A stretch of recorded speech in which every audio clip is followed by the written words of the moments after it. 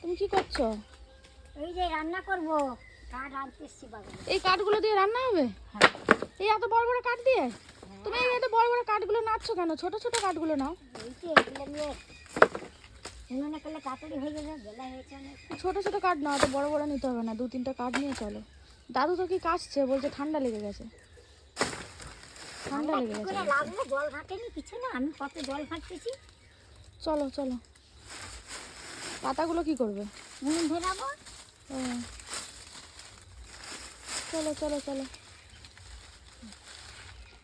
এত পালা পড়ছে, হ্যাঁ, পুরো গোটা বাগানটা পালায় পালায় ভরে গেছে। ঝাঁটাবো, টাইম পাইনি ঝাঁটাবো।